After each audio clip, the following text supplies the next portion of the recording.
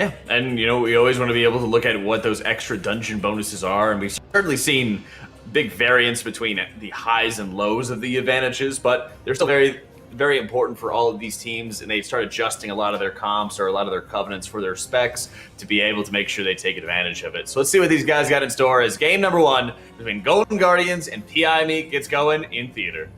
And I'm really excited. Trying to not laugh as I get my cat off my desk.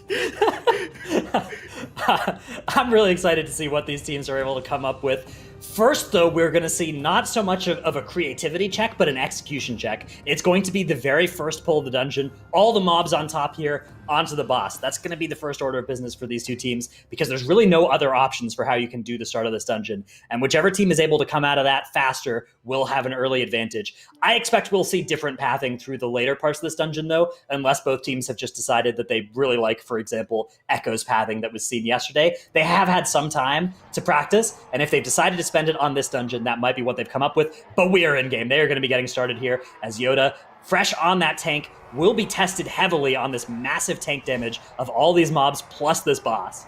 I feel like Yoda, we haven't really talked about this too terribly much, but Yoda swapping to that tank role, long-standing member Lighty no longer wanting to participate in the MDI. They've swapped Yoda to tank, swapped Fired Up in on that Fire Mage, and you do see Fired Up flexing on the MDI, 60k DPS here at the very beginning. We're on the side of PI Me, Mr. J himself being eclipsed by a Hunter. Yeah, wow, that Hunter damage is looking impressive on the side of PI Me. Big damage on those cooldowns there. I think they're playing the Night Fae. We'll see after the thing updates for the next pull, but I suspect that was the explaining factor behind how so much damage was dealt here on the opener. I actually do think that it all comes down to like damage allocation. Lip's damage may be better off going like into Decia, where Fired Up is like trying to AoE. We're on the side of PI Me. They may have determined that the key to their solution is Kurisu and Jay both AoEing evenly, and like the AoE gets burned a little bit faster. And on the side of PI Me, it looks like their answer of having Jay and Kurisu doing the most AoE they possibly can was the correct call. It certainly got them done with this first pull faster. Both teams committed their bloodlusts as well. Melds have been used by PI Me in the recent past as well. Maybe that let them drop combat and get a food buff or something. They would already have food buffs. I'm curious about what leads to them melding there. Maybe that speeds up this RP a little bit. And yeah, they're already zooming towards these shackled souls. Golden Guardians all with their melds still available. See if they're able to make use of them. Both teams are going to be running through here. 2 of these 12 souls have inspiring presence and need to be carefully managed. It's going to be a feigned death from Curry. I'm actually just baffled. I actually have no idea what the meld is for there. It makes no sense. Maybe they left. Maybe they left a mob trap. Like the only thing I can think of. Oh yeah, look at the count. Look at the count, Tuttles. Oh, 5% to 7%. All right, well, Watson, we've done it. We've deduced what the difference is. There was mobs that were CC'd off to the side, and they melded it off. That is, yeah, that explains it. PI Me are going to be therefore faster. They're catching up a little bit on count now, but that means that their plan for the rest of the dungeon is going to have to be at least slightly different. And slightly different in that they're going to need to find a little bit more count somewhere. It may not be too much of a challenge to do so. There's sometimes very natural ways to speed things up. Where are you at? They are going to be making their way now. Okay, so PI Me are doing don't like this. A U-turn here. They're going to grab that inspiring Shackled Soul. I think what may have happened here is they may have failed to skip it. So they trapped it, and then they feigned death. And that's something that you can do to skip a mob and have nobody left in combat with it. But if it fails, the only time you'll find it out is afterwards when you're like, oh, we can't use this portal because somebody is still in combat with it. Right. Yeah. And they don't have their melds available because they used their melds already at the start of the dungeon. They've just come off cooldown now, but they weren't all off cooldown then. So they've killed that Shackled Soul, but it was all by itself. It's not going to save them any time because they would have just pulled it in with the boss later. This is a huge, huge setback for PI Me at the start of our dungeon. Yeah. Now Golden Guardians doing a really smart move for inspiring here. You actually see the Bone Mage there.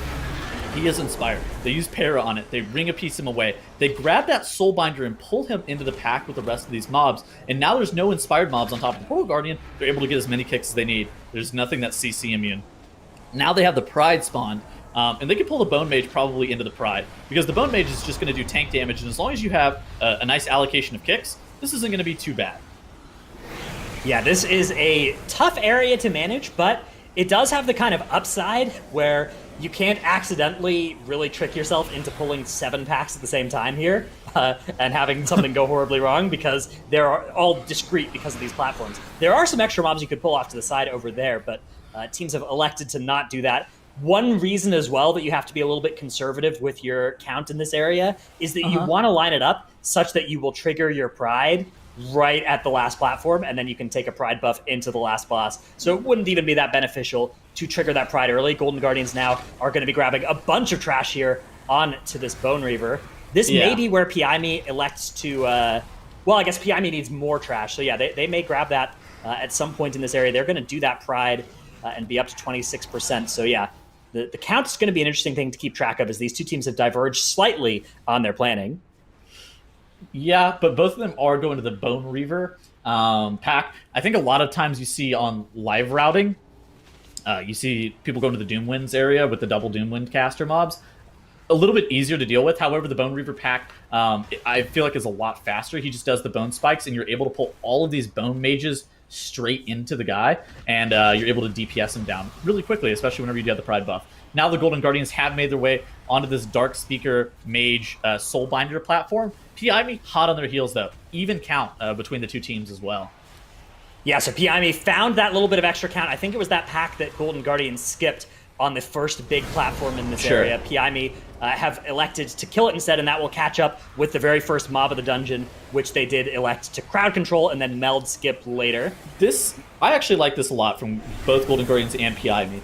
They have determined that the Dark Speaker's health is, like, I don't know, almost like 75% higher than the Bone Mage and the Soul Binder guy.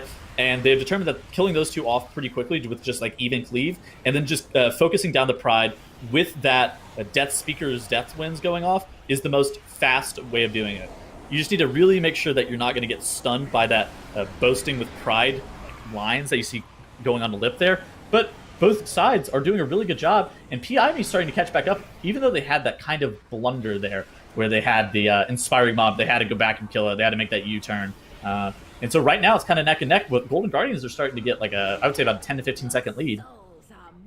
Yeah, Golden Guardians, I mean, I feel like it's impressive that PIME are not further behind, given that fiasco with the failure to skip one of the Shackled Spirits. I mean, I think that is likely to cost them. One thing as well is that their Pride was actually supposed... They were supposed to be... I guess they were supposed to have spawned that Pride just one mob later than they did, because that Spirit was supposed to still be alive at this time, I'm fairly sure. I think that PIME's Pride timings are going to be, in general, better than Golden Guardians in this dungeon, too. Due to the fact that they left those mobs at the beginning, so I think that they're going to get their 100% Pride during the final RP in front of Mordretha. Oh, and okay. So yes, that's really clever. So they because they left that mob CC'd up there, they can go and grab it once they pour it up to Mordretha. That's clever. This also means that in the Zav wing, they are more likely than not going to skip the Commander Arbalist pack as well. I think that makes the most sense, because I think that's what they're going to need to not go over count, is because they can't really pull that pack. And honestly, it's not the most efficient thing too. They may even end up electing to skip one of the mini bosses on top of that. We've seen that as a not uncommon strategy, just like melding off or like invis potioning past one of the advents at the very end of the walkway right before Zav. So I think that may be something that PIME is going to end up doing. But I do in general think that they're going to get Prides into 4 out of the 5 bosses, and Golden Guardians is probably only going to get Prides into 3 out of the 5 bosses. So I do think that PIME's Pride timings are just going to be a little bit better. Now, Golden Guardians do have an extra Shackled Soul to deal with on this boss, but I mean, even factoring that in, I'm really impressed that PIME have actually caught up and now taken the lead on boss percent health here. So they're going to kill this boss. They will still be behind by that 2.5 percentage points that Golden Guardians have on the count ahead of them. But they've killed this boss really quickly, and their split in this section has been phenomenally fast, given that mishap that befell them. Yeah, I would definitely say that like having to backtrack there was not the greatest look, but just their general pathing through this dungeon is being interesting. What is Curry doing? Okay, so this is going to be the trap. This is going to be the trap onto the Inspiring Mob over there, and then they're going to pull everything else here. And this is what we saw, I think, out of Echo as well in this room. Although it looks like they actually have not yet pulled the patrolling part of that bridge pack. Let's see what Golden Guardians are doing. Golden Guardians are also on the same plan here. It looks like they have pulled the bridge patrol, whereas PIME have left that bridge patrol and maybe dealing with it later. Maybe they'll deal with it with the inspiring mobs. I'm not 100% sure what the difference in plan is going to be here. Both teams working on this very difficult pack. Lots of casts that you want to try and get stopped here if you can. Whew, this is dangerous. Yeah, Rentari's starting to get really low. Clicks, you saw roll over and actually tag the pack too. They need to make sure that 2 of the inspiring mobs on both ends are CC'd. Golden Guardians, though, dealing with their pack just a little bit quicker than PIME due to where the patrol was and like being able to get the pack in just slightly faster. Now Golden Guardians are doubling up on these inspired mobs, making sure that they're able to deal with them. But the Pride is spawned, which is, I would say that this Pride is really dangerous. So interestingly enough, PIME is not going to have the... oh, goodness, PIME had the disease go off from the Sludge Spear. That's so bad. Now they have reduced damage. Yeah, that is something you really want to avoid. They do have the ability to cleanse off those diseases, right, because they have the Priest, but still, that's going to take a little while, and that is going to cost them a little bit on the timer there. They will be spawning their 60% Pride once they finish off this Sludge Spear, but look at Golden Guardians. Golden Guardians have that Pride and the Sludge Spear at the same time because they were ahead on count, because they killed that very first mob of the dungeon that PIME haven't killed.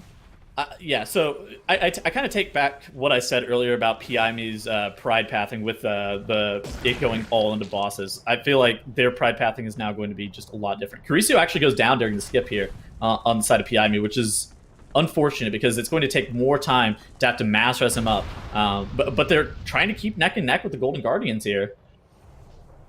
Yeah, this is really impressive. They are going to delay a little bit here, get that revive pet off. Or I think that's no. I'm not sure what happened there. Was there a res that needed to happen? Or am I just completely losing it on the side of PIME? They'll be spawning their 60% Pride here. Golden Guardians. Ooh. Death on the side of Curry for PIME. They have a CC'd mob with the inspiring off, but this is rough. Fired Up goes down for Golden Guardians though, so we have death on both sides. Trouble in Paradise for both ends. Fronty Backle down. Lip and Shakib. Both hit by, I think it was the frontal part of the Fronty Backle, but now Yoda is the only person left alive. I don't think he can do enough to finish soloing this pack. The rest of the team is going to release, and I think what Yoda is going to try and do... Okay, no, he's just going to die. He is going to die rather than waste any more time keeping this pull alive, but that means that pull is going to fully heal, and so even though things have gone wrong for PIME, they haven't gone anywhere near as wrong as they just went for Golden Guardians. Yeah, PIME is losing. I would say they're getting nickel and dimed in terms of the times that they're losing. Golden Guardians having a full wipe there, the pack resets. They still had that gas bag to deal with. They still, like, while they did kill some of the small mobs, none of the important mobs to actualizing their pull really died. PIME here is now dealing with their Pride plus one of those inspired disease horrors, making sure that they get good kicks with the meat shield. They don't even let the meat shield tick for 1 second. That diseased horror has really short cast time. I think it's like a 0.75 or a 1 second cast time. And then immediately, as soon as the meat shield goes off, he immediately shields himself. So you have to kick him really quickly. Now you do see the invis potions coming through. This is interesting to me. Okay, so invisibility potion apparently doesn't proc those mobs. But it doesn't allow you to actually pull those mobs, because whenever you're using like a worse stealth, such as an invisibility or like a rogue stealth or whatever else, those mobs that actually come out of that gas bag RP will tag you into combat. I didn't know that about invisibility potions, so you're learning new things every day, I guess. Very, very cool pathing from PIME as they're going to get on this boss with just 64% count. That does mean they are well ahead on when they're going to pull and kill this boss. Golden Guardians still have this trash pull that they need to finish off. This is the one that killed them earlier, as they are going to try and dodge that Backle this time, but JB unable to do it. Gets hit. Lip going down as well, so Golden Guardians still having trouble on this same pull. The gas bag finally does go down. Whew, this is rough though for them. They are going to be able to recover here. Yeah, they're going to be able to recover here, but this is so costly. The saving grace for Golden Guardians is they are going to have more count. PIME will have to find more trash pulls than Golden Guardians in the rest of the dungeon. I think Golden Guardians are likely going to be able to skip a mini-boss and perhaps that bridge trash, at least the captain on that bridge trash pull in the Zav wing, whereas my expectation is PIME are likely going to have to pull that entire wing, given that they've elected to skip so much of this wing instead. Mm-hmm. Now the Golden Guardians have engaged Gorkhop. We're on the side of PIME. Gorkhop down to 30% HP, so about a 70%-ish health differential on the boss. PIME doing a good job to dodge out of the way of those hooks, making sure to not take a ride on those, as that is actually one of the scariest parts of the fight. On top of that, basically the Hateful Strikes is the only other thing to really watch out for on Gorkhop. The Hateful Strike does an immense amount of tank damage, and just making sure that Rentari has ample amounts of defensives for those and his active mitigation up, he should be okay. Basically, the hard part is done once the trash that they're pulling into this fight dies. So now PI able to down Gorkhop, 68% enemy forces count to Golden Guardian 75, so there definitely is a pretty major differential there, actually. Just due to skipping a bunch of those small mobs and the gas bag. I actually think that the pathing, I would almost give the advantage to PI. I think skipping that gas bag is like pretty time inefficient, and we actually saw a lot of deaths come out from Golden Guardians to the pack as well. So yeah, we have PI now. Looking at this, they're going to use the Shackle and the Ring of Peace to maneuver one of those inspiring mobs off to the side as they now get underway. It's going to be CCs on all 3 of those mobs before they get through, and they will just be fighting this.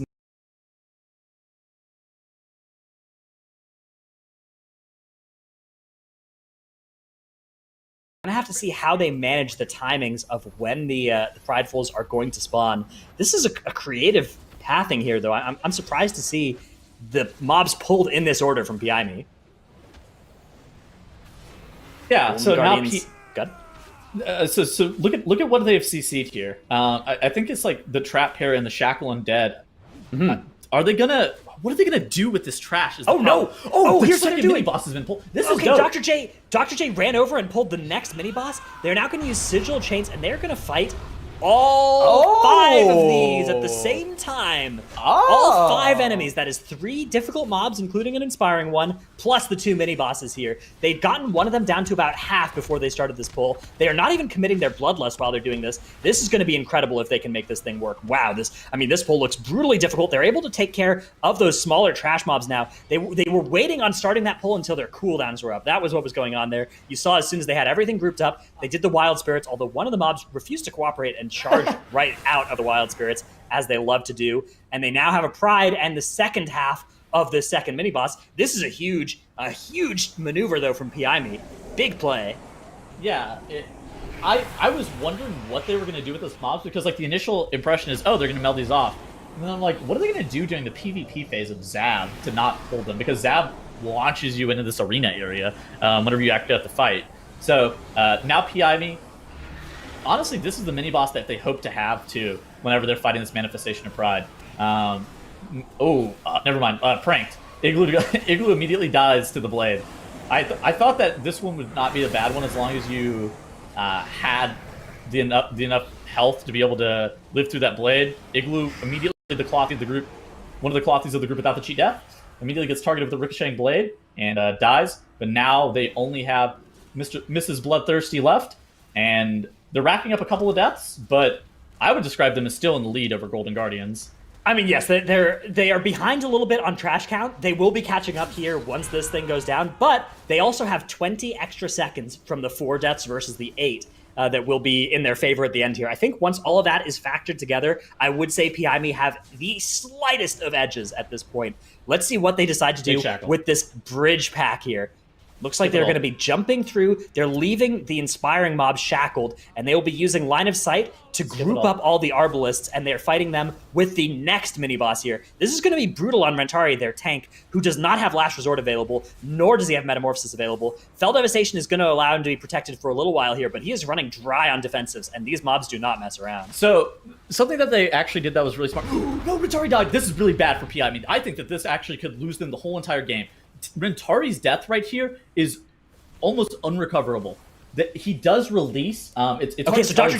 J is kiting now. Dr. J has that mini boss looking at him, and is going to get killed now. That was a brutal sequence there. They will maybe be able. There's no trash between where they are and where they released, except for that one shackled mob. As long as they're able to shackle it, they should be okay. It's going to be the battle res coming out from Igloo onto Dr. J, as they're going to try and keep this alive. But that mob has started casting. Oh my goodness, Igloo is going to survive it somehow. Somehow he's able to survive getting hit by that thing. Maybe a natural dodge came in or something there, because I didn't see his health bar even move. And they are going to be okay here, just barely okay. Arbalist though.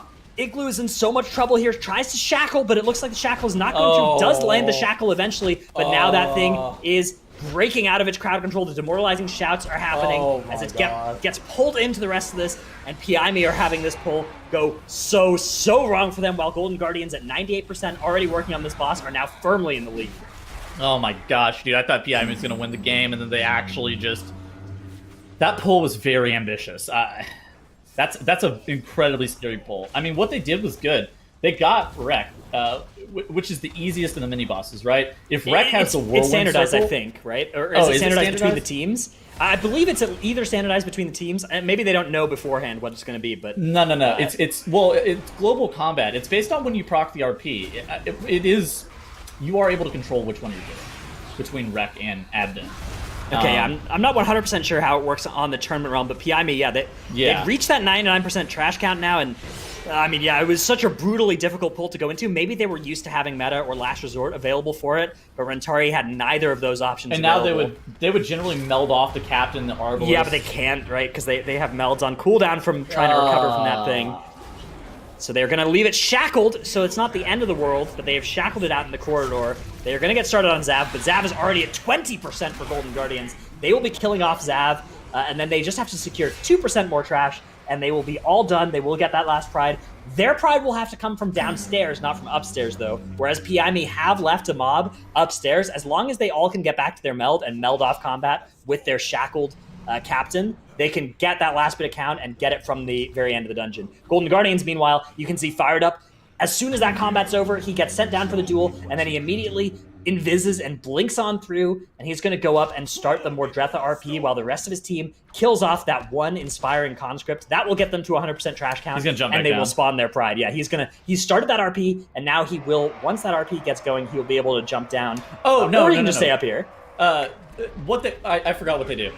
They actually hit the portal, and the ossified conscript will sit there, evade for like 25 seconds, and then decide to snap to the group. They then will trap it outside of the pack, and pull it in like really late in the Mordretha, so they don't have to fight the final Pride. I forgot about that. Yeah, so they are all up here now, ready to fight Mordretha. And that conscript, in about 20 seconds, will teleport up to them. They do want to avoid killing it, so they're going to want to try and ring it out and then CC it if they can. If not, they just want to leave it nice and stunned, avoid putting too much damage into it, because if it dies, it will spawn their last Pride. The most likely way for this boss to go wrong for them, besides dying to boss mechanics, would be that Pride spawning. If Pride spawns while this boss has more than a little bit of health left, that will be a difficult thing for them to handle with no reward, right? Because you're not going to kill the Pride before the boss dies anyways, and so you're not going to get that usual buff of the Prideful. You can see it's going to be the conscript, binding shotted to stay out of the group. Then it's going to be bursting shot, followed by Ring of Peace. Fired Up gets in the area and hits it with the Frost Nova. Mordretha phasing now at 50% HP. Entering phase 2, that's going to do a little burst of damage across the group. There's the freezing trap as well, so they are in good shape here. As long as they avoid accidentally breaking that thing out, it will be CC'd for the rest of this fight. And once this boss dies, once that conscript dies, they will be at 100% count with their last boss dead. Despite things going wrong for them, despite some wipes in the Gorkhop wing, despite 8 deaths, they've done a really good job of remaining composed and doing the rest of their run as cleanly as possible, and that has allowed them to capitalize when things went even more wrong for PIME.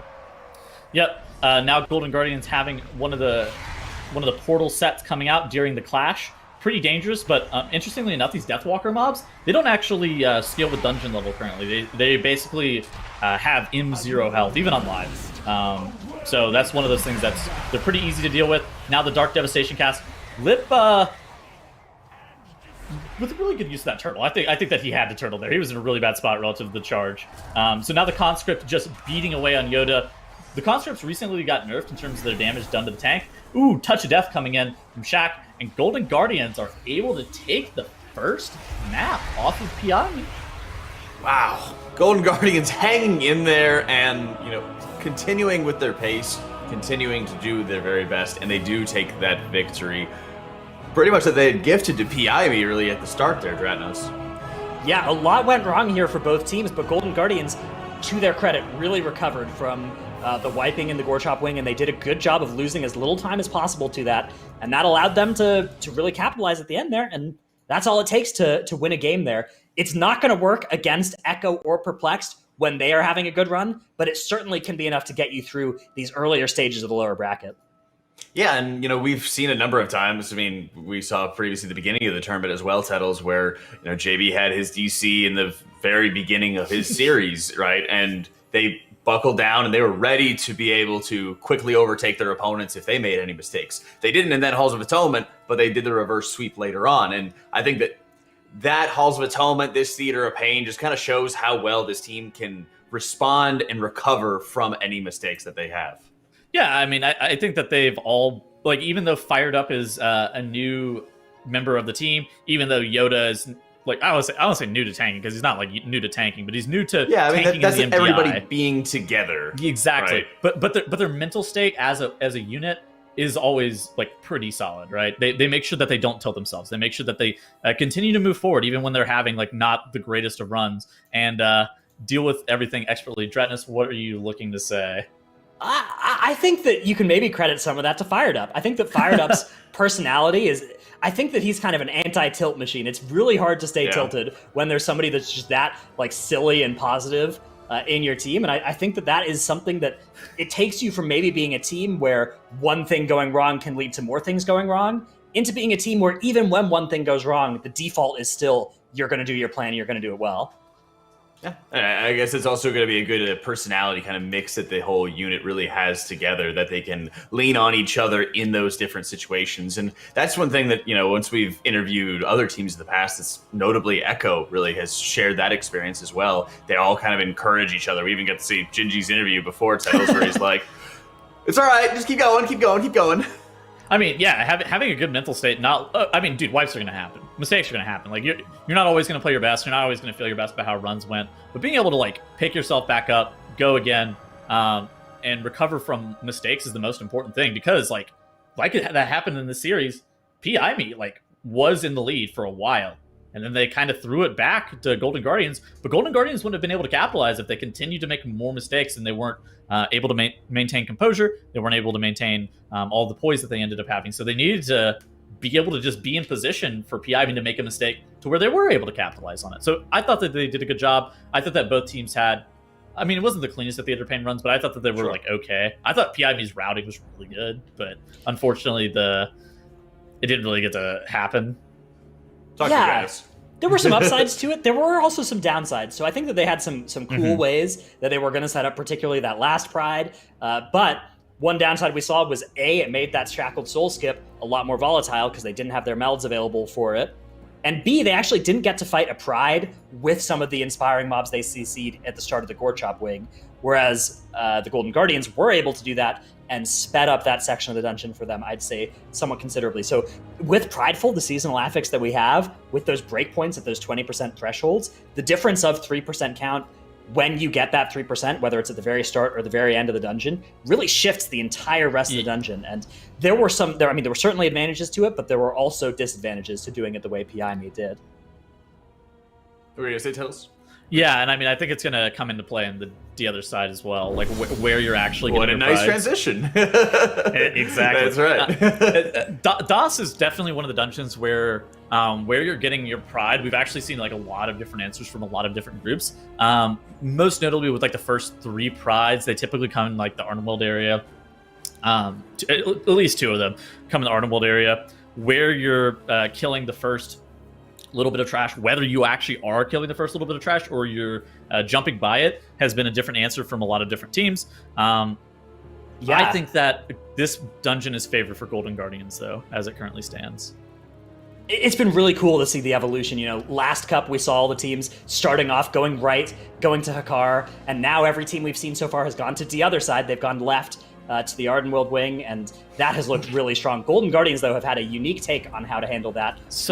They're doing the first trash pull, and then that lets them get the urn onto the first enraged spirit because of where its patrol is at that time, and that would look really strong from them. Yeah, and also notably, we saw both of these teams actually play the other side and have pretty relatively clean runs in this dungeon across this weekend. We saw Golden Guardians play it versus Obey Alliance. They were able to win that with a 22-minute, 38-second run.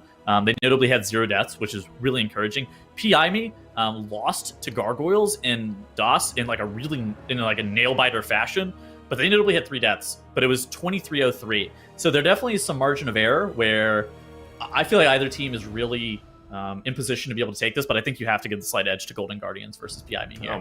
Most definitely. I think also just not only how they've been able to do on time trials and heavy practice environments, but also looking at how these teams have been able to play today. It just seems like Golden Guardians has done, in general, so much more of a consistent job of making sure they're having clean runs, making sure they're executing their strategies when they need to. It kind of just seems like everything's together for Golden Guardians, and PI could be facing elimination in this game itself. So we're going to be going in tyrannical, the other side right now between Golden Guardians and PI.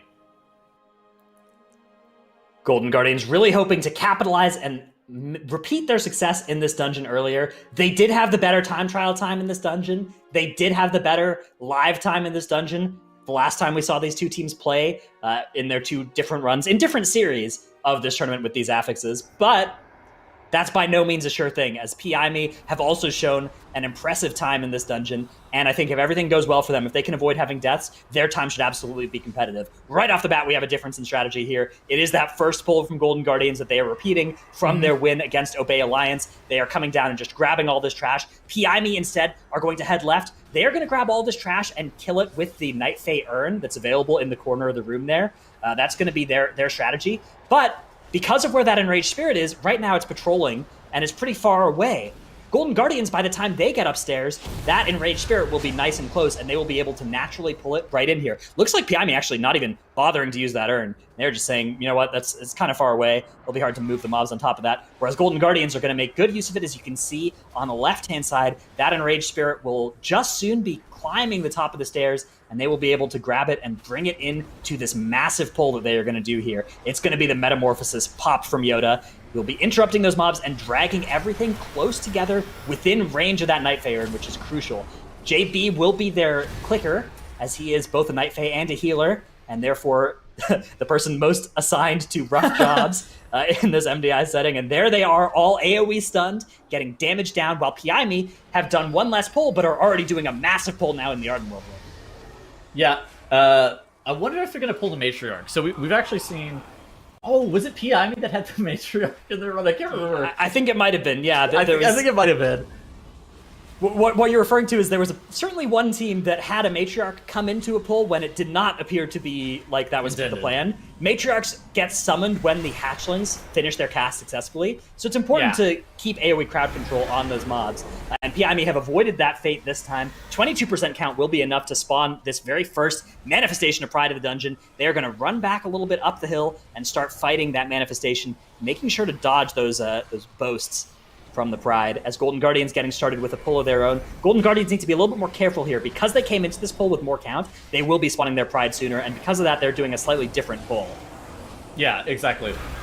And notably, they don't have the Matriarch, which is a little bit of a difference and a distinction from what we saw in their run versus Gargoyle earlier in the weekend. They may be able to save some time there. That may be one of the things that can help them have a slightly more competitive time relative to Golden Guardians. Golden Guardians getting their first Pride spawned right here. As the rest of the trash pack ends up dying, Golden Guardians is now approximately 3% enemy forces ahead, but notably PI is one full Pride ahead. So there definitely is some advantages and disadvantages of the trash count versus the Pride killing.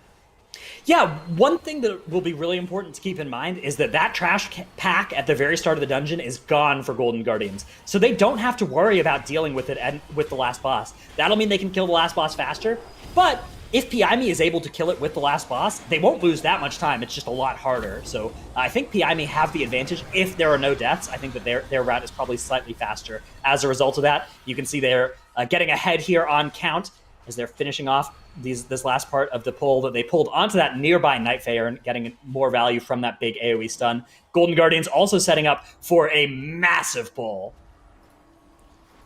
Yeah, you actually see PI too, grabbing all of these stack horns. I think whenever you're looking to pull this pack, your main focus is definitely the Elder Horns, as they definitely have the most amount of HP. But Golden Guardians pack here, I think they have a Matriarch in this pack, Dratnos. I don't believe okay, never mind. They definitely don't, because the Ring of Peace wouldn't have worked on anything. Yeah. But just by the angling of the camera, it would have looked like they would have had one, but there's no way that they did, just due to what the Ring of Peace ended up knocking back. So crucially, that has spawned them their 40% pride. They are going to get started on it just around the same time as Piami gets their pride up as well. They'll be dragging that slightly down the hill while Golden Guardians are working on theirs just up here. Golden Guardians do have another big trash pull, at least, maybe 2 in their future in this wing. Hopefully 1. I think 1 pull for the rest of the trash needs to be what they can do if they want to stay close to where Piami is. Who I would still say Piami probably slightly ahead here, that 3% trash count, probably making up for the difference in the Manifestation's pride. Honestly, the 2 are basically tied, I think, at this point, in terms of where they are. Just because they have a different path, it's going to be difficult to directly compare them. Okay, so Fired Up doing something really interesting for the side of Golden Guardians. He's actually tagging some of the trash. They do grab a Matriarch here. Mr. J.B. The dragon. So they're going to stun everything here. You do get to stun the Matriarch and the dragon with that Night Fae Urn. Those are not normally stunnable mobs, but they are with the Night Fae Urn. Very powerful effect, and they are going to be able to kill most of this trash here. They do need to watch out for the casts of the dragon and the brutal tank damage of both the dragon and the Matriarch. Yoda under a lot of pressure here, but this is going to be his meta to allow him to survive all this damage. I really don't mind this pull. They had their pride that they got from the 40% enemy forces. And with the dragon, they basically just have a cleave target there. Yeah. There's the Matriarch that's enraged. Okay, so Matriarchs actually do 2 enrages. They do an enrage on all of the mobs around it, and they do like a self-enrage. On top of that, there's the raging affix too. So Yoda's actually... He's got a lot of pride being able to tank that Matriarch while it's doubly enraged there. A very scary endeavor, I will admit. Piami is... They've decided that 40% count is all that they want from this area of the map, and they've downed Dealer Zayeva here to 20% HP. Meanwhile, the Golden Guardians look like they'll get their 60% pride before even encountering Dealer Zayeva. So it's just a difference in what you believe is optimal coming into this area. Yeah, so this means Golden Guardians are going to have to pull very little of the rest of the dungeon. They will be able to skip almost the entirety of the Mechagon wing. I think they're still likely to pull quite a bit of mobs in the Hakar area, but probably not as much as Piami are going to have to. Piami taking care of Dealer Zayeva before the Golden Guardians are even able to spawn the Pride here, but yeah, dramatically behind on that enemy forces count. Golden Guardians breaking that 60% threshold while still some of these mobs are left alive. That Pride will be active now, but it looks like they've cleaned up the rest of the pack. JB's mana is looking fairly healthy, so they should be all right here as they finish this Pride off. They will then go into the boss and probably fire off their Bloodlust at that point, if I had to guess. It's been saved up until now. Yeah, oh man, I can't tell if holding your Bloodlust this long is actually the right move or not. It's really hard to tell. Like, obviously they've determined what the pain points of the dungeon are for them. I mean, Bloodlust isn't the greatest cooldown in a 5-man instance, right? Bloodlust is like an incredible cooldown in a raid, but in a 5-man instance, Bloodlust is typically either used to get you over the wall for a pull, but it looks like they're probably just going to save it for the boss, which is like, I would say that's a pretty weird usage. Maybe whenever you're compounding it with Prideful, it's just a little bit better, but I think with like the Matriarch Dragon pull, it would have been able to get them over the line a little bit faster on that pull. All else being equal, most specs tend to scale their single target more than their AoE with haste. That is true. So that's one reason why using Bloodlust on single target is a pretty common strategy. Another reason, of course, is just that it multiplies with the Pride nicely here on the boss. And another reason as well is if you can't find a way to make a pull doable with Lust that otherwise wouldn't be doable, there's a lot less incentive to use it on something like a trash pull. I definitely do agree. The best of all worlds is when you can find a way to use Bloodlust to make something happen that otherwise couldn't happen. Piami here are getting started now on this trash pull outside of the Mechagon wing. I don't think this will get them to 60% even, so they will still have that 60% pride, which I think they will be spawning in that tunnel to the left once you've made it past the first little bit of the Mechagon wing is where we've seen teams generally spawn it. I mean, Piami notably is like pretty far ahead in terms of like position on the map. Yes. Just in terms of like, okay, so yeah, they're down count, right? They're down 13% in count. They're down like a lot of count. However, they are approximately, I don't know, a 45-second run ahead of where Golden Guardians are. And they've already down like 10% on the boss too, right? If things go well for them, I think that they are going to skip rather than do the 60% pride, which it means they're not going to get the benefit of the damage it deals, but I think that will probably be a time save relative to a team that does more prides, right? You would rather be the team that does less prides, all things considered, if you are able to survive the pulls that you've set up for yourself. Yeah, exactly. Now, Arf is going to be enraged here. The Metallic Jaws on Rentari. Stealth didn't move. Yeah, he's in meta there. Very little can touch a Demon Hunter while they're in meta. Oh, you got that meta PS will be too. expiring in a second, though. Yeah, meta plus PS, basically Divine Shield there. Looks like they are not going to be skipping this Pride. They are just going to be doing it rather than trying to skip it, so, like some teams have. Well, that Pride has been a pretty low success rate skip, I would say. One of the Prides that has been pulled the most often, even if you successfully skip it the first time, when you then drop down after killing the Mana Storms, it's usually right there, and it's very tough to have the whole team avoid it for a second time. So they're just going to kill it instead here and have it for their double Lubricator, triple oil pull that I believe is next. Yeah, that was what I was going to say, is just like, definitely it's problematic, like trying to skip it on the way back. Look at the enemy forces to count, though. PI me starting to catch up to where Golden Guardians are. Yeah, Golden Guardians are now going to have this 5 pull that they are dealing with at the bottom of the stairs here, but that pull isn't a particularly efficient one. It's not a lot of count or anything. It's kind of one that you just do because it's easy and it's there, and it's not something that you really can easily skip, but it's not like they've just earned a tremendous amount of trash count for the amount of time they spent on it. They're now going to sneak on through those 2 big warlords, which are certainly not something that's part of their plan. And they'll be melding that off with Yoda and JP and Fired Up, all committing the meld. Lip able to stay out of combat, though, by being far enough away from them. PI me getting started on this pull of double Lubricator, triple oil with their Prideful buff. This pull is pretty nasty. There's a lot of different casts that these mobs have, but the Sigil of Silence plus some well-placed interrupts is going to be enough, plus their massive damage to take care of that without there being too much trouble. They are going to move on to the Slippery Slope. All right. So, Dratnos, if you had to pick a position that you would prefer to be in right now, if you were PI me or Golden Guardians, which position would you prefer to be in?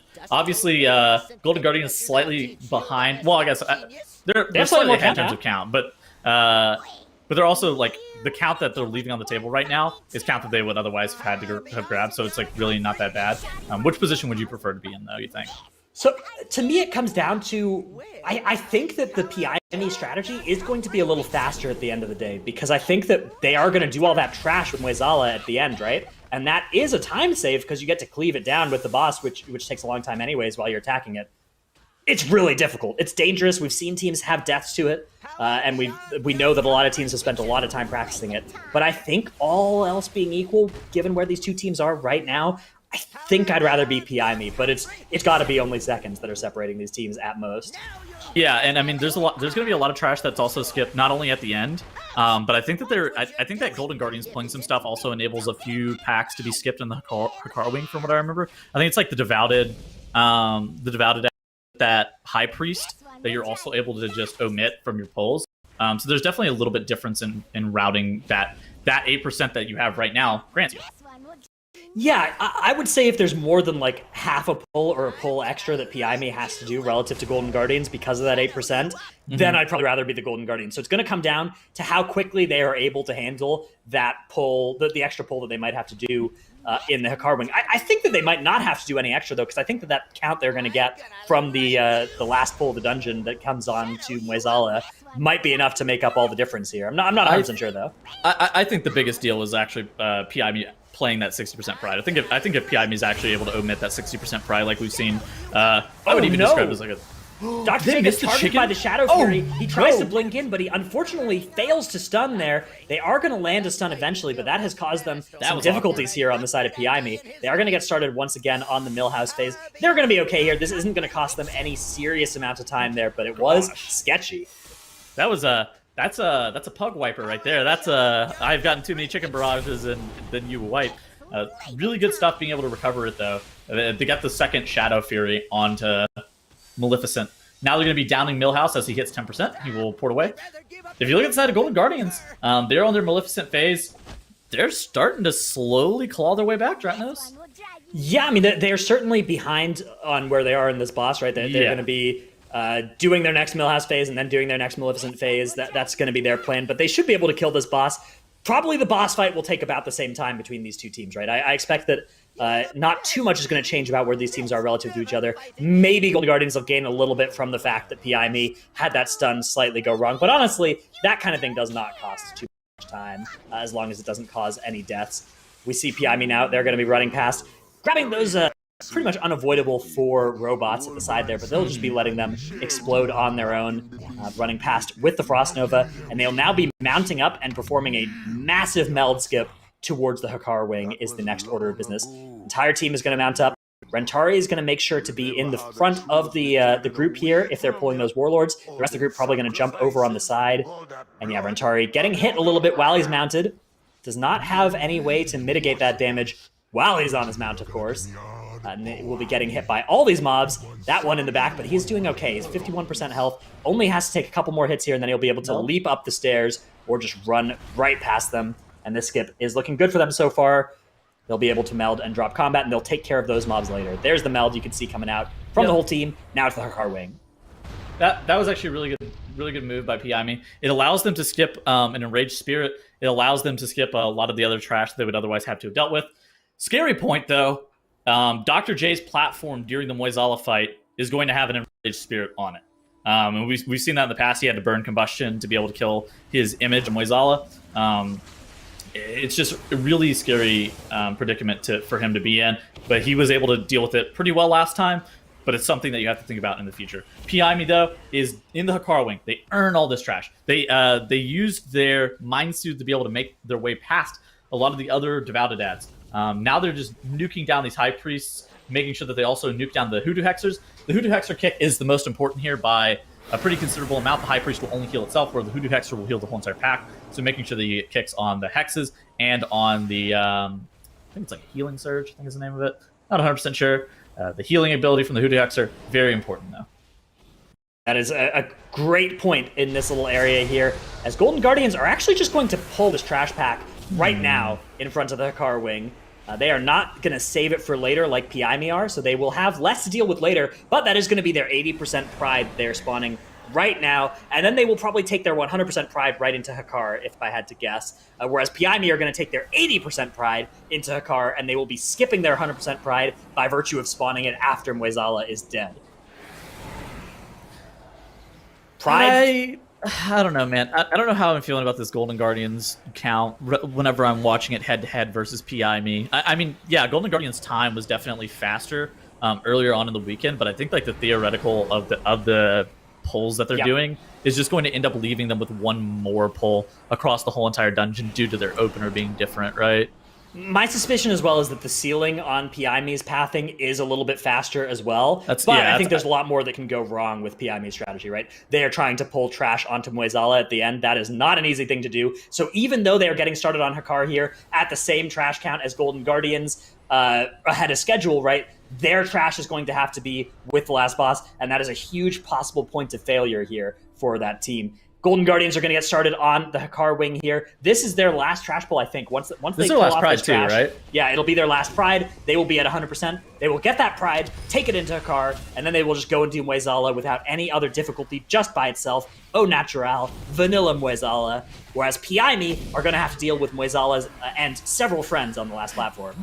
Yeah, I mean, the several friends have caused them problems in the past, right? It's really, really scary, and it's a lot of tank damage, assuming that they actually end up having that trash live for a little bit while. But it definitely is faster. Like you said, I feel like the cap on their routing is absolutely higher than that of Golden Guardians. Piami downing Hakar. Golden Guardians is at that 100% count threshold, dealing with the final pride of the instance. Piami is definitely going to pull Mueh'zala orders of magnitude faster, though.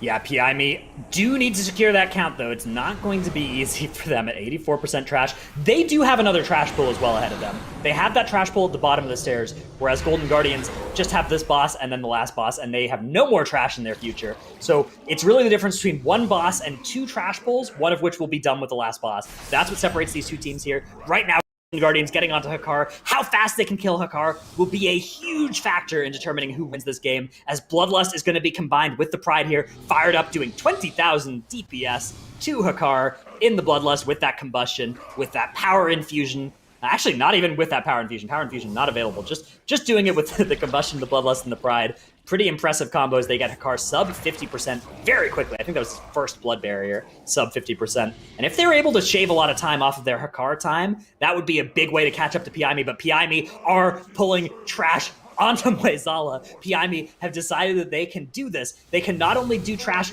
with the end of Mueh'zala, they can do trash with the start of Mueh'zala, Devils. Yeah, they can break these cuffs. They need to make sure that, honestly, Rentari is probably the biggest point of failure on a pull like that, really making sure that he lives, especially through the enrage, making also sure that they're killing the explosives really, really quickly is incredibly important. PI me now it's kind of smooth sailing for them for the first little bit of Mueh'zala. We need to make sure that we watch Dr. J whenever we go into this transition phase with the mirror images, as he's going to have to navigate around that mask, making sure that he doesn't pull it, because it's still patrolling. They didn't pull it during the boss, so they need to make sure that he needs to make sure that on an individual level that they don't pull it, because I think pulling that guy could just cause them a wipe, at least burn a battle res, could cause potential for not clicking the Bwansamdi totems. You see Jay there has ported towards his guy, and now there's the Enraged Spirit. And watching it walk towards him, he combusts. He's popping all of his damage. You see he uses the badge. That's what that icon was above his head.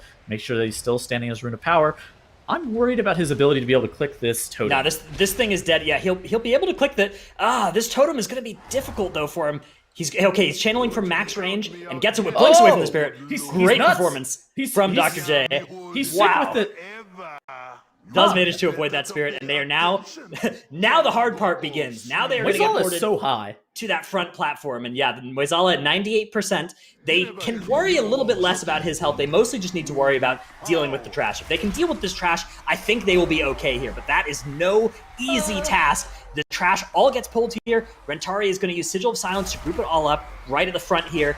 Mueh'zala is going to be stunned for a little while Bwansamdi channels on him, and these players all have a massive haste buff. They really want to make sure they kill as much of this trash as possible before that haste buff expires, before Mueh'zala starts beating on them again. Igloo dropping so low. Does manage to survive, though, and they just have one Risen Bone Soldier left. I think they need a little more count, though. I think they need the friends from the top of the stairs as well. Yes, they do. We'll probably see it's Igloo a cultist. maybe grabbing them at the very end. I think that once Mueh'zala is active again, you can't actually leave the platform without getting murdered, so they may just be waiting on that until later, whereas Golden Guardians are getting started with their intermission phase. 15% health left on Mueh'zala for PI me. Of course, this fight does end when the boss reaches 10% health, but it has a lot of health. The fight from 15 to 10 is a long time. I mean, okay, so for what it's worth, I think Golden Guardians, I mean, dude, this is going to be super close. And the zero deaths, PI me still has a little bit of trash that they have left to do.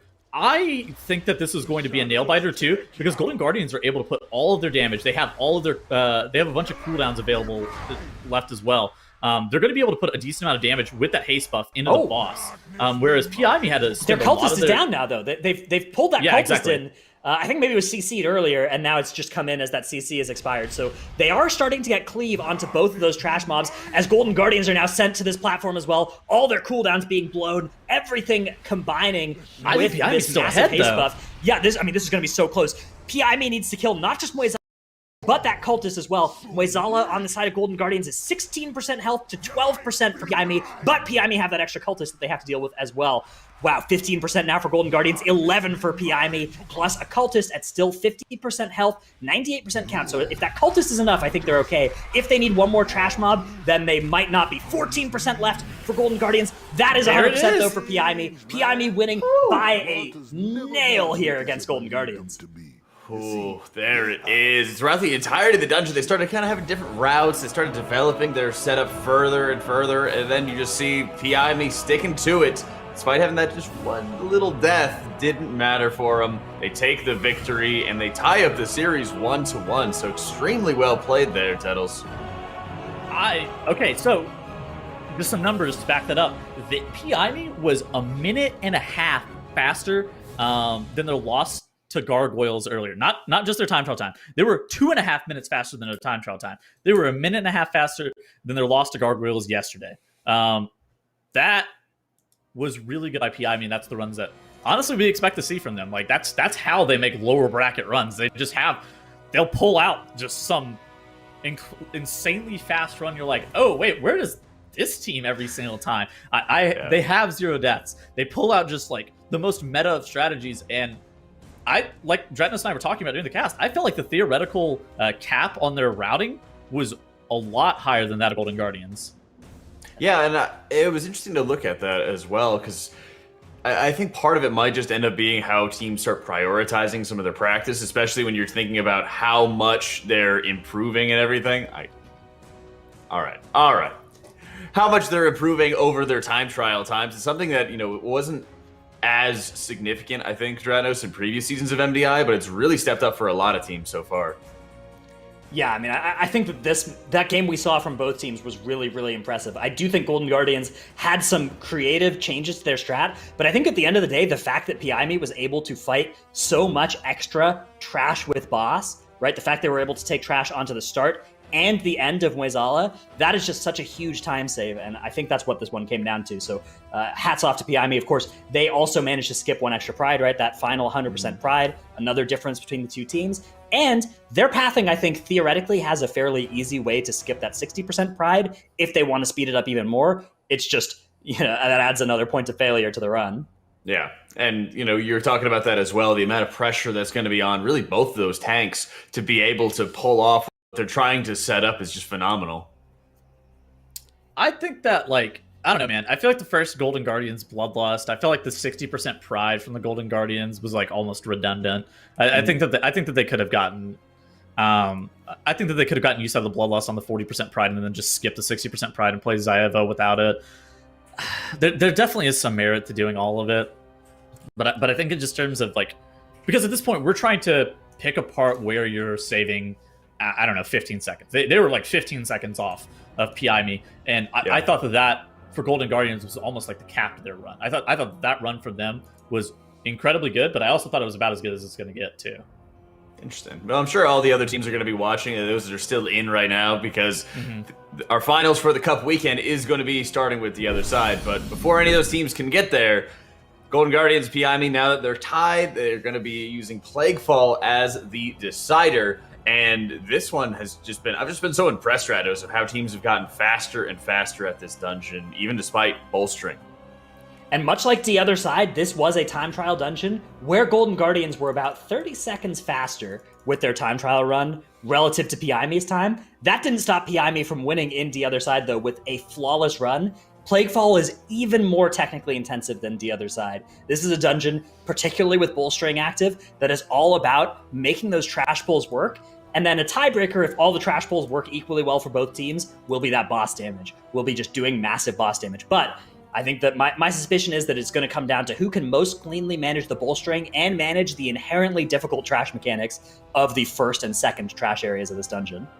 Yeah, and again, a lot of points of pressure going to be onto those tanks for a lot of the setup, making sure that they're going to be able to corral all those plague borers together. And we haven't seen a ton of issues with storming. I think the most notable one is, I believe it was Igloo getting beamed by the tentacles at the very end with storming and stuff. But I've been very impressed by how it hasn't really been affecting tanks as much as I thought it would. Yeah. Go ahead. I was going to say, too, it's... Thanks, guys.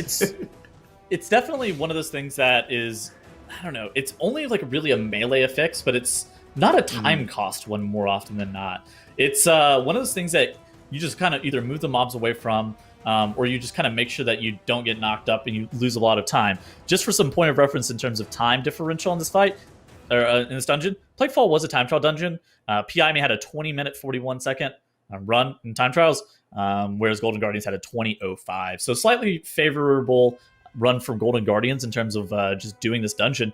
However, PI has played this dungeon today, so they have a little bit more experience in the run.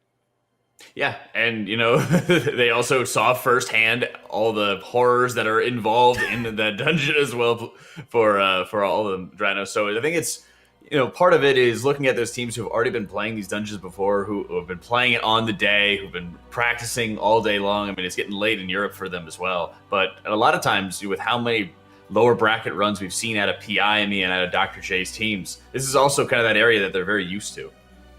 Yeah, I think that both these teams are no stranger to having these high stress, lower bracket matches, ones that you have, more matches crammed into a day, perhaps, once you've fallen into that lower bracket. And these teams are no stranger to this, and they know how they have to get through here. Golden Guardians have done it before. PI have done it before. Both teams have made it all the way to at least the lower finals from this position in different times in the past. So it is just going to come down to, the technical execution of Plaguefall as a game 3 of the last match of the day for us. It is going to be such a pressure cooker for these two teams.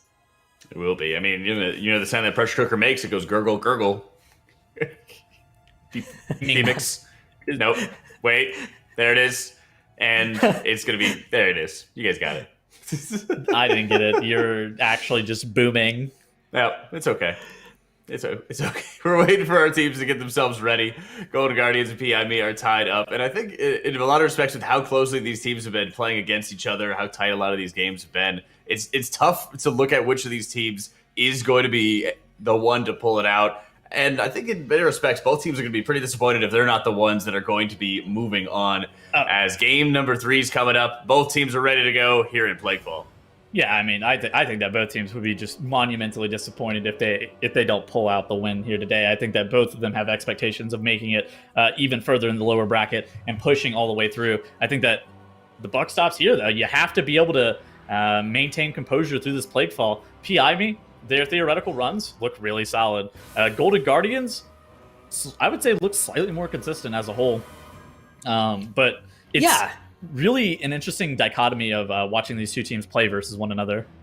I think these two teams are among the most similar in that they have had, moments of brilliance, and then really Golden Guardians have been a pretty consistent team in previous MDI seasons, but their last cup was such a rough time for them. This time around, I agree with you. They have looked so consistent and so good.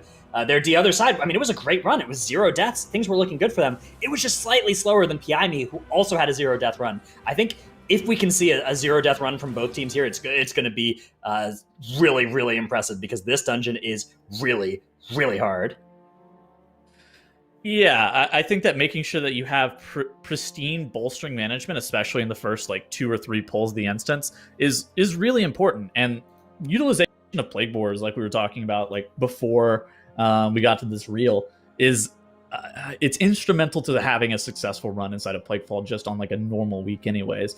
So we're going to see how the teams end up doing. There's a lot of chance for points of failure, especially when even on the Dr. Ickus encounter, with the bombs going off and whatnot, and how they're committing onto the boss and everything. It's really, really scary. Yeah, I mean, PIME, when they did this dungeon earlier, there were a lot of ways that things almost went horribly wrong for them. And even though they were able to win their game earlier, those kinds of mistakes, even things that only cost 5 or 10 seconds, a random death to a tentacle at the end of the last boss because of the storming affix, something like that, it's funny when that happens and then you still win by a couple minutes. Against Golden Guardians, those could easily make the difference, and that could be the end of their tournament lives here. So it is really, really crucial that for the next 20 minutes, these teams are hyper-focused as they get into game here. Game 3 of the lower quarterfinals here between Golden Guardians and PIME. Out Golden Guardians here and PIME starting off with some Fungal Stormers and a Fungal Mancer. It looks like Golden Guardians actually ended up caging one of the packs. Ooh, they're going into the Hornet pull, where PIME runs all the way to the right side. They're doing more of those Fungal Mancer, Fungal Stormer style mobs, where Golden Guardians are fighting on top of this Wasp nest. Yeah, this is something that we have seen some teams do. With bolstering active here, it's important that they focus damage into that giant. Oh no, Lip goes down right off the bat for Golden Guardians. Not sure what caused that to happen there. Did look like a couple bolster stacks ended up going out onto that giant. They do have a Plague Borer now that will be coming with them for their next pull. PIME looking to start their next pull as well. They managed to get more count from their first pull than Golden Guardians, and they avoided having a death there. But a slightly different combination of enemies were included in that pull. Both teams now are going to be getting started with some pulls. Both teams have some mobs crowd controlled that they will either deal with later or meld off at a later time. With bolstering active, it's very important to manage that, because normally it's not a big deal if something that's crowd controlled comes in right at the end of a pull. You can even just crowd control it again and deal with it later. With bolstering, it can be really, really, really bad because that thing can just be at full health and then have 5 bolstering stacks and become a raid boss. Yeah, that's when you hit your five meld buttons and you walk away from it and you just say, all right, we'll try that later, I guess. So now, pulling more Hornets, the Golden Guardians are able to get their 20% pride, virtually identical times. Look at that, PIME and Golden Guardians. Golden Guardians doing a good job of catching up a little bit right there. Now they do have that Plague Boar. I don't think that's one of the rigged Plague Boars. I don't think that's one of the ones that does friendly damage, it's not. Though. Yeah. Fired up Rip's threat here as he is just exploding with damage. I think that what happened is they're leaving that Fungal Mancer over there so that they can spell seal that haste buff that it gives itself. And I think that's what Fired Up has done to be doing so much damage here. I think that's the explanation for what is going on the side of Golden Guardians, is they have managed that pride nice and quickly. So have PIME as well. And it's important to note that, look, Lip went down, and that cost them a death. That cost them 5 seconds. It did not cost them their battle res, though, and that is something they're still going to have. Dude, what are they doing with this Fungal Mancer? So they're going to keep spell stealing it. They're going to leave it crowd controlled outside. Yeah, it's caged, it's trapped, and at some point in the future, they can just bop, tap it with some ability, it will break out and immediately cast that buff on itself. Then Fired Up will be able to spell steal it, and then they'll just crowd control it again. There it is. There's that Wonder Grow that it casts. It's actually casting that on itself even while it is imprisoned, it looks like. And then Fired Up will, at a time when his cooldowns are available, yoink, take that powerful haste buff and deploy it on the boss. I've done some quick Googling, and Wonder Grow actually increases your damage done by 15%. Is it actually does it increase your rest of your party's damage by 15% No. as well? I think it's just you. When the Fungal Mancers cast it, it goes on all the mobs, so you can spell steal. One weird function about it as well is that it stacks. You can spell steal multiple copies, and they will stack with themselves, and so you can get more than 15% off of them. With just the Fungal Mancer by itself, I think the max you're going to be able to get is 2 stacks before they fall off. But still, that's a 30% damage buff for quite a bit of time, like 18 seconds or something, I guess, when you factor it all together, and that is not bad on the side of Golden Guardians, who are able to kill Globgrog first relative to PI. I think they might be taking this with them. I think that this guy's coming. he is going to be their friend for the remainder of this dungeon. You can see incapacitated in the back line, but it seems like casting through those crowd controls means that they're just able to leave it CC'd in the back and keep spell stealing off of it, and that is why Fired Up is all green and glowy. Very cool. Yeah, there it is. There's the spell steal. Casting on itself while paralyzed, but Shakib goes down, so that's another death. This one is going to be one that costs them a battle res. There's no way they're going to be able to get out of here without committing that, so they are out of battle res now, 10 seconds behind from the death timer, but as long as they're able to avoid anything else going wrong here, they should be okay. They aren't going to kill any of this stuff with the Plague Borer, whereas one Plague Borer I think has been deployed on the side of PI me. Jack pinging me with very important news that apparently if you mind control, you can use the Fungal Mancer's Wonder Grow to go on to all allies within 5 yards. Wow, that's that's very cool. I'm not sure how useful, but definitely it's something, I guess.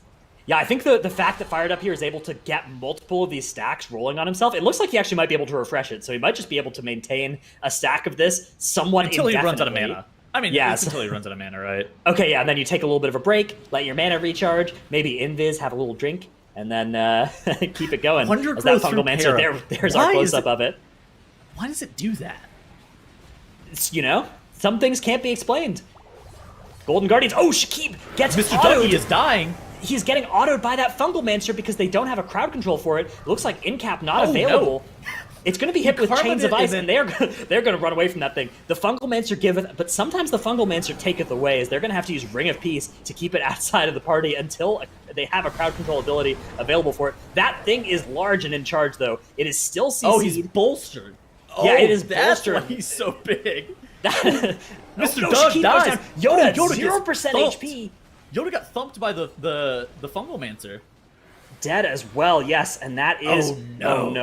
Oh no, Tettles, that Fungal Mancer is going to reset as it is a full team wipe for Golden Guardians. Oh, you can see it in JB's face as well there. That was not how they were hoping this pull was going to go. They're going to run back and try and make sure they stay in a position where they can catch up if PI has something go wrong as well. But PI's slower and steadier strategy is working out a little bit better right now because they didn't have that Fungal Mancer to worry about. They didn't get the extra damage from it, but they aren't going to have to deal with a 10-story building charging at them when they're out of crowd control abilities.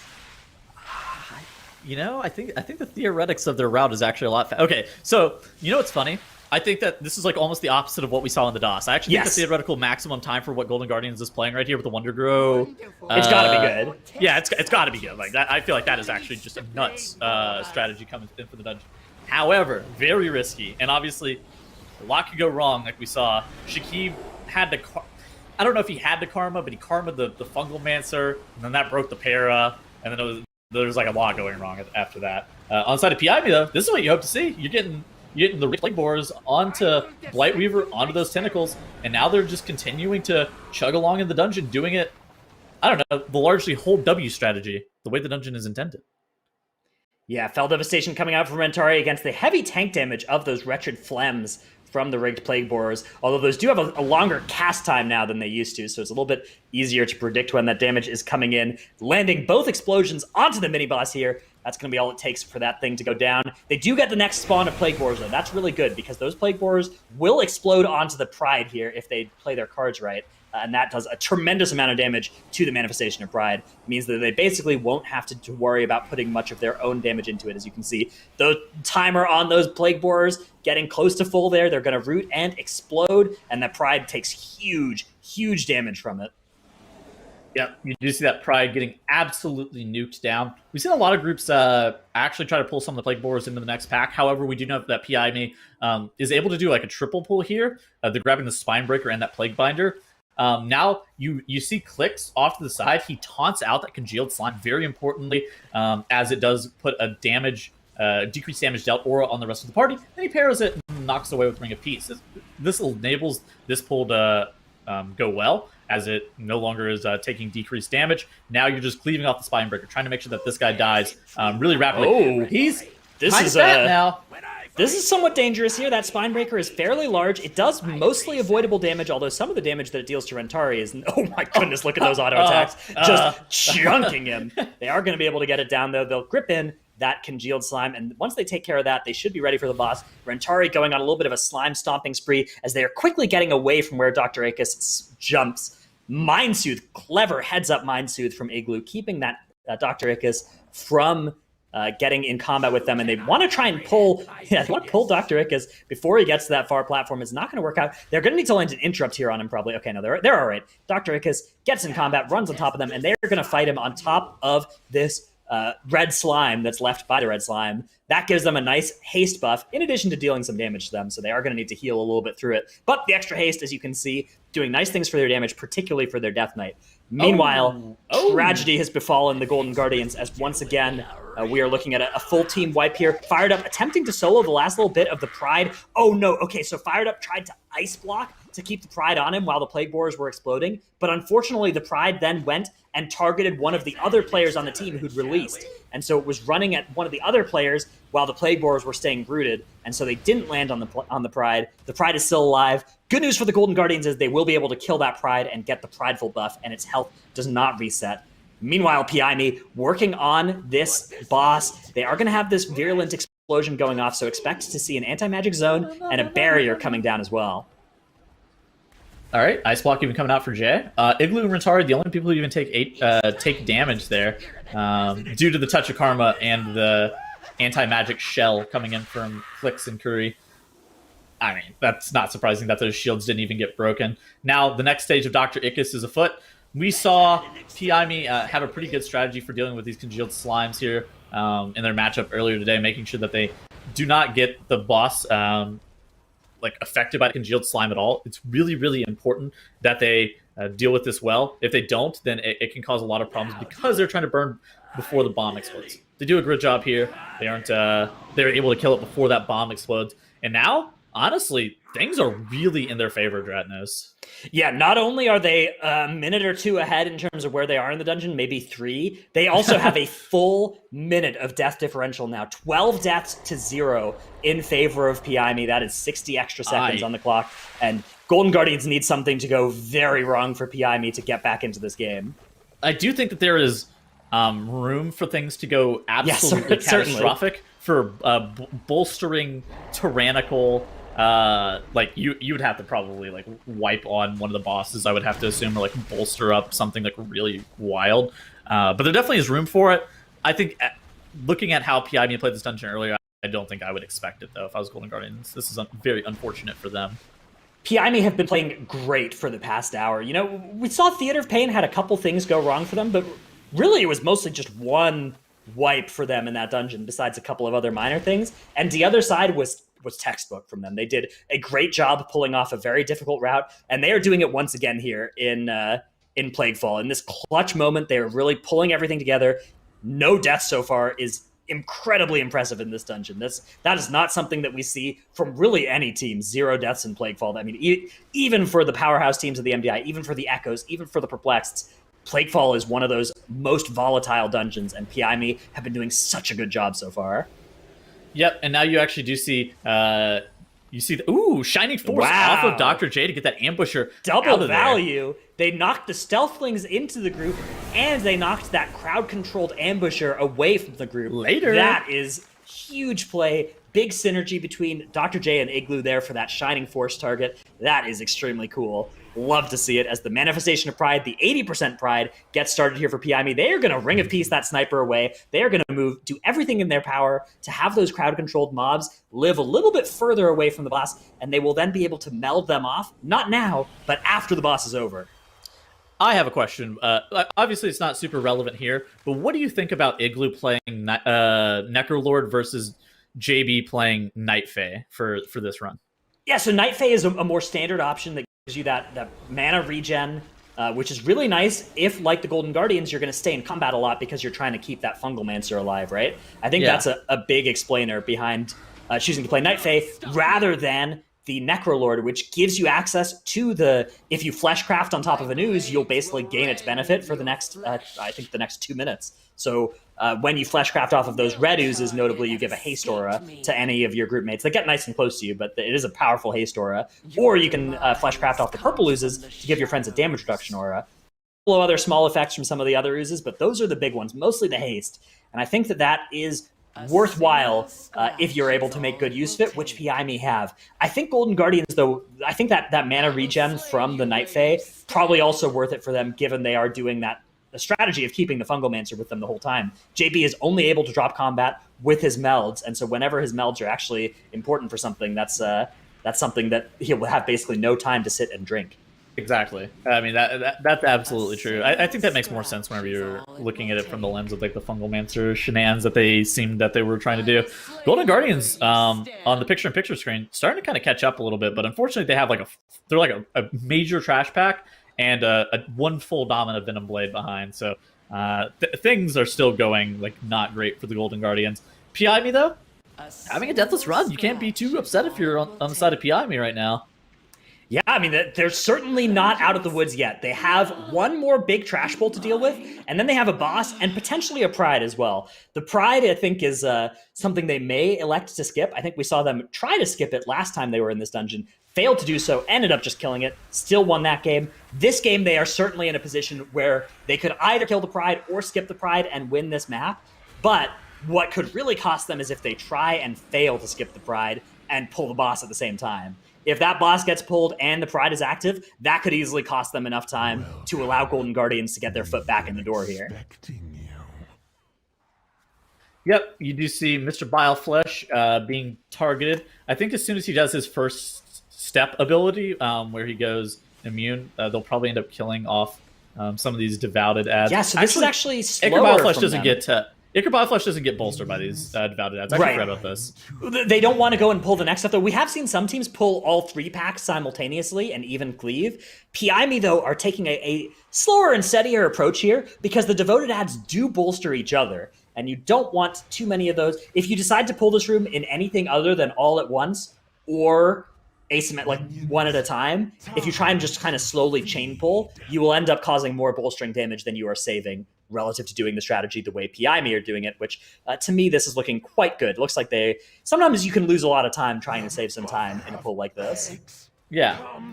Look at this. PI me is now pulling those devoted ads away. I think they're going to try... Okay, so they're just going to kill it. Not skipping. Yeah, they're just killing this.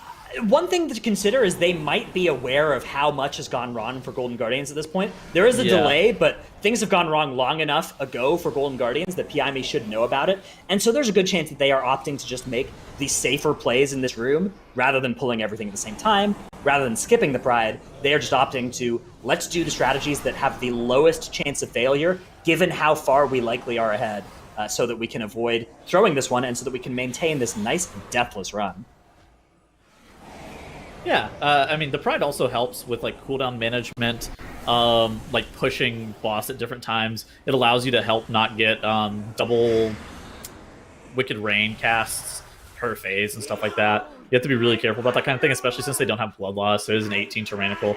I mean, there's a lot that's going on here. Of course, they do have like 220. They're about 227 item level, sometimes a little bit higher. Depends on how many 233 pieces they can actually wear. But yeah, I mean, making sure that they do have the presence of mind and like potentially even the damage that comes from that Prideful buff. It allows them to not get a bunch of Infectious Rain casts off. Now, this is one of the harder bosses in all of the Shadowlands, and Tyrannical is going on as well. And Storming as well, a serious affix on this fight as well. So with all those things in mind, this game is by no means over. PIME could easily have some trouble on this fight. This is something they really need to look out for. They need to make sure that they're managing all these ads well and that they are dodging the mechanics and healing through the brutal damage of the Infectious Rain. I feel like Golden Guardians are catching up, like relative to where, like how far behind they were. I mean, obviously, they would basically require PIME to wipe here. Like PIME really probably needs to wipe, not now, but later as well, because PIME has that 60-second advantage from the deaths. But the checkpoint, the last phase is the most dangerous phase in this fight. They don't have their Bloodlust. I mean, their checkpoint would also be in the second boss room. Like the checkpoints in this dungeon are set up in a way where you have to run a lot if you die. So certainly Golden Guardians could catch back up here if PIME falters on this fight, if they end up wiping. But they are entering that final intermission, so this is going to be it. Are they going to be able to manage this intermission? There are no ads alive going into the intermission, so they just have those 3 small devoted ads to take care of, and they will be dodging carefully around these tentacles. And then they will have another set of tentacles, and then they will have the last phase of the boss. During the last phase of this boss, basically all the mechanics of both the boss phases and the intermissions are active, so there's a lot going on. And there are a lot of vectors from which the Storming Tornadoes can spawn. So they really, really need to watch out. As 33%, they can start once again damaging Margrave Stradama. They don't really have much in the way of cooldowns here. They're going to have a combustion soon from Dr. J.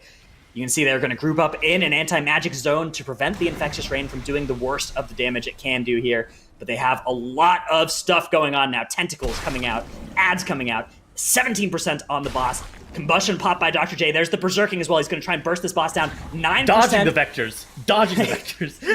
They've got to dodge the tentacles as well. There it is, though. PIME are going to take this series against Golden Guardians with an impressive deathless run. Absolutely. PIME holding strong and really, playing some of their best World of Warcraft in like the latest hours possible onto this one. Always like the end of the tournament or the end of the day, we really start seeing PIME showing their stuff. And they did fantastic throughout the series, taking the series, the reverse sweep 2-1, and moving on to Championship Sunday. So, again, second Cup weekend that we are not seeing Golden Guardians going on to our Championship Sunday. It's a very weird anomaly that it seems like happening right now, Dratnos. But I think it would be weird regardless of whichever team didn't make it because we're so used to seeing them. The caliber of teams, particularly of our top 6 or 7 teams even in this cup, has been so high that it's hard to say. it's hard to say that any of the teams really don't deserve as much success as they've gotten here. I think PIME's run is really impressive, coming in from that